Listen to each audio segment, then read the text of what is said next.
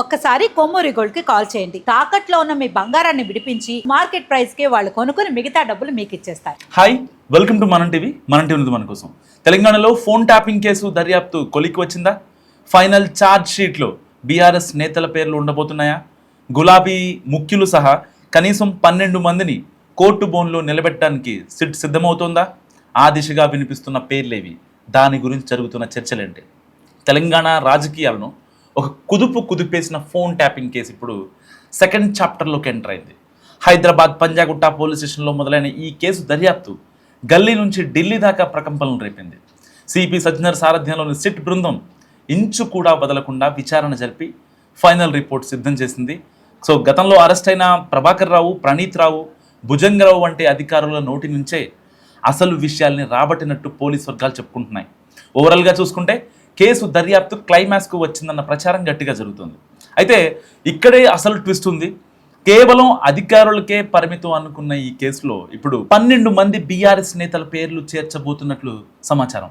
So ఆ 12 మందిలో రాష్ట్ర రాజకీయాలను శాసించిన పెద్దాయనతో పాటు ఆయన కుటుంబానికి సంబంధించిన మరో 9 మంది బీఆర్ఎస్ నేతలు ఉంటారని పోలీస్ వర్గాల నుంచి లీకులు వస్తున్నాయి.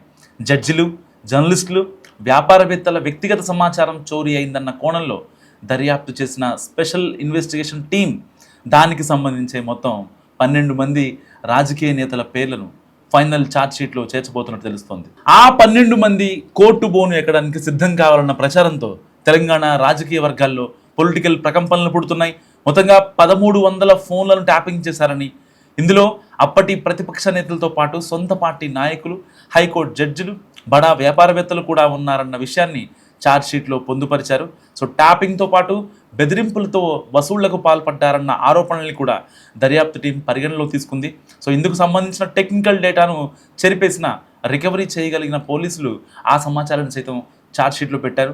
సో అది కనుక కోర్టుకు చేరితే కనీసం ఒక డజన్ మంది బీఆర్ఎస్ నేతలు కోర్టులకు క్యూ కొట్టాల్సి వస్తుందన్న అంచనాలు పెరుగుతున్నాయి. సో ఈ పరిస్థితుల్లో గులాబీ అధిష్టానానికి సంబంధించిన ఆసక్తికరమైన చర్చలు జరుగుతున్నాయి. ఒకవైపు పార్టీని కాపాడుకోవడానికి చూస్తున్న టైంలో ఈ కేసు మెడకు చుట్టుకోవడం అధినాయకత్వానికి తలనొప్పి వ్యవహారమేనన్న విశ్లేషణలు పెరుగుతున్నాయి. ఆ సంగతి ఎలా ఉన్నా ఫైనల్ ఛార్జ్షీట్లో ఉన్న పేర్లు చూశాక అసలు రాజకీయం ఎలా మారుతుందన్న ఆసక్తి సైతం పెరుగుతుంది పొలిటికల్ సర్కిల్స్లో. సిట్ ఆ 12 మంది నేతలపై పెట్టిన కేసు నిలుస్తుందో మరి నిలవదా ఏంటో చూడాలి. సో మీరేమనుకుంటున్నారు? ఆ 12 మందిలో ఎవరున్నారు? సో దాదాపుగా 10 ఏళ్ల పాటు తెలంగాణని పరిపాలించిన పెద్ద ఆయన ఉన్నారు, వాళ్ళ ఇంట్లోనే 2 ఉన్నారు, అండ్ బీఆర్ఎస్ నాయకులు అని చెప్తున్నారు. మరి ఈ కేసు ఉంటుందా, వీగిపోద్దా? మస్ట్గా కామెంట్ చేయండి.